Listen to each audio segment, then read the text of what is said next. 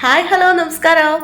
ഇന്നത്തെ നമ്മുടെ വ്ളോഗ് മമ്മ മേരിയെ കൊണ്ടുവരുന്ന ദിവസമാണ്. നമ്മുടെ പള്ളിയിൽ തന്നെ ഫിലിപ്പിനിയോ കമ്മ്യൂണിറ്റിയിലുള്ളവരാട്ടോ നമുക്ക് മാതാവിനെ ഇങ്ങോട്ട് നമ്മുടെ വീട്ടിലോട്ടും കൊണ്ടുവരുന്നത്. അപ്പോൾ അതിൻ്റെ വ്ളോഗാണ്. അപ്പോൾ നിങ്ങൾ എല്ലാം മൊത്തം കണ്ട് ലൈക്ക് ചെയ്യാനും സബ്സ്ക്രൈബ് ചെയ്യാനും ഒന്നും മടി വിചാരിക്കരുത്. അപ്പോൾ കാണാം. അപ്പോൾ ഞാനിതാ രാവിലെ തന്നെ ക്ലീനിങ്ങിലോട്ട് ഇറങ്ങിയിട്ടുണ്ടേ. ജുവലിനെ സ്കൂളിലോട്ടൊക്കെ പറഞ്ഞു വിട്ടു. രഞ്ജിത്ത് ഡ്യൂട്ടിക്കും പോയി. ജസ്ലിന് ഞാൻ മാത്രമേ ഉള്ളൂ. ഒരു 3 ദിവസം നമ്മൾ തുടച്ച് വൃത്തിയാക്കിയിട്ട് അതേപോലെ ഇരിക്കും. അത് കഴിഞ്ഞാൽ വീണ്ടും പൊടി വരും. ഈ പൊടിയെല്ലാം കൂടി എവിടെ നിന്നാണ് കയറി വരുന്നതെന്ന് ഒരു പിടുത്തവും ഇല്ലാത്തത്. അപ്പോൾ ആ ഫ്ലവറയിലൊക്കെ ഇത്തിരി പൊടിയുണ്ട്, അതൊക്കെ ഒന്ന് തട്ടിക്കുടഞ്ഞ്. പിന്നെ ഇവിടെ എപ്പോഴും അലങ്കോലമായിട്ട് കിടക്കുന്ന സെറ്റി കേട്ടോ. അപ്പനും മക്കളും കൂടെ കയറി ഇരുന്ന് അങ്ങ് അലങ്കോലാക്കും. അപ്പോൾ സെറ്റ് ചെയ്തിടാനുണ്ട്.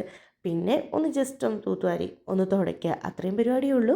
പക്ഷേ ഇതെല്ലാം കൂടെ ചെയ്താൽ അതിൻ്റെ ഇടയ്ക്ക് ഫുഡ് ഉണ്ടാക്കലും എല്ലാം കൂടെ ആകുമ്പോഴത്തേക്കും നല്ലപോലെ സമയം പോകുന്നത് അറിയത്തില്ല.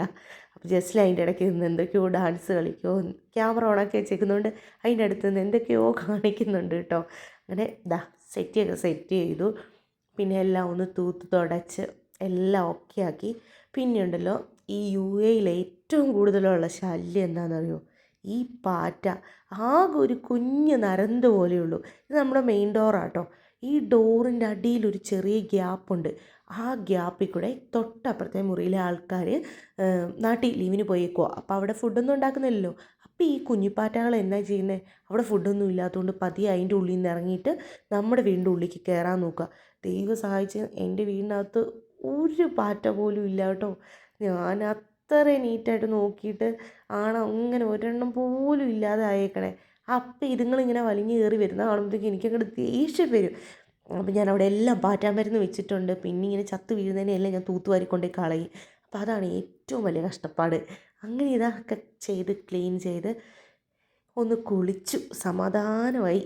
അപ്പോഴത്തേക്കും ജുവലും വന്നു. പിന്നെ ജുവലും ജസ്ലിനും ഡാൻസും പരിപാടിയൊക്കെ ആയിട്ട് ഇരിക്കുക. അവർ വരാറായി. അങ്ങനെ എല്ലാ പരിപാടിയും തീർത്ത് അവരെ കാത്തിരിക്കുക കേട്ടോ. അതിൻ്റെ ഇടയ്ക്ക് ജുവലിനും ജസ്ലിനും ഡാൻസാണ്. ഞാൻ ഈ പാറ്റായ്ക്കുണ്ടല്ലോ ഒരു പേസ്റ്റ് ആട്ടോ വെക്കുന്നത്. ഞാനത് പറയാം, ആർക്കെങ്കിലും ആവശ്യമുണ്ടെങ്കിൽ നല്ല പോലെ ആ പേസ്റ്റ് വെച്ച് കഴിഞ്ഞാൽ ഗുണമുണ്ട് കേട്ടോ, മാറും. അത് കഴിഞ്ഞ് പിന്നെ പെരയിലോട്ടൊക്കെ നല്ലൊരു മണമൊക്കെ കിട്ടണ്ടേ. അപ്പോൾ റൂമൊന്നും മണപ്പിക്കാൻ വേണ്ടി കുറച്ച് കുന്തിരിക്കയൊക്കെ എടുത്ത് പുകച്ചേക്കാന്ന് വെച്ചു. ഞാൻ ഇടയ്ക്കിടയ്ക്ക് ഇങ്ങനെ കുന്തിരിക്കം പുകയ്ക്കാറുണ്ട് കേട്ടോ.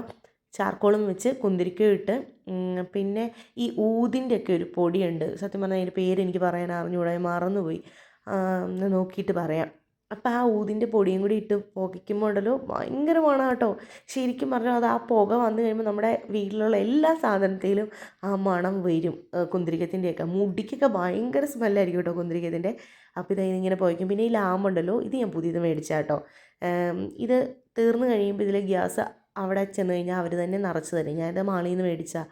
അപ്പോൾ അതും നല്ല ഉപകാരമായി. മറ്റേത് ഞാൻ അല്ലെങ്കിൽ നമ്മുടെ സാധാ ലൈറ്ററില്ലേ, അത് വെച്ചായിരുന്നു കത്തിച്ചുകൊണ്ടിരുന്നത്.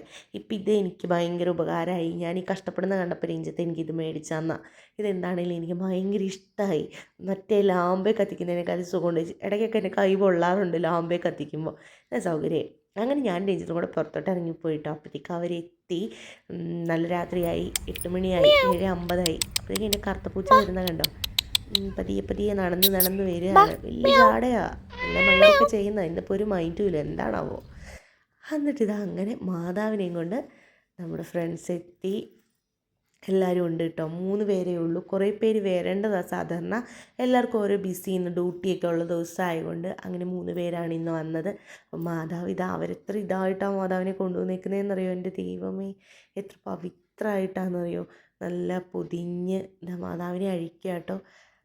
നല്ല ഭംഗിയുണ്ട്. നല്ല ഭംഗിയായിട്ട് ഭയങ്കര സേഫായിട്ടൊക്കെയാണ് അവർ കൊണ്ടുവന്നേക്കുന്നത്. അയ്യോ, നല്ല സന്തോഷമായി കേട്ടോ. സത്യം പറഞ്ഞാൽ നമ്മുടെ വീട്ടിലേക്ക് മാതാവ് വരിക എന്ന് പറയുമ്പോൾ അതൊരു വല്ലാത്ത സന്തോഷം തന്നെയാണ് കേട്ടോ. പറഞ്ഞറിയിക്കാൻ പറ്റാത്തൊരു സന്തോഷം, ഭയങ്കര ബ്ലെസ്സിങ്. എനിക്ക് ഭയങ്കര ഒരു സന്തോഷമാണ്. ആദ്യം മാതാവിനെ ഇവിടെ വെച്ച് പാട്ട് കഴിഞ്ഞിട്ട് പിന്നെ കുടുംബനാഥനെടുത്ത് മെയിൻ അങ്ങോട്ട് വെക്കുക.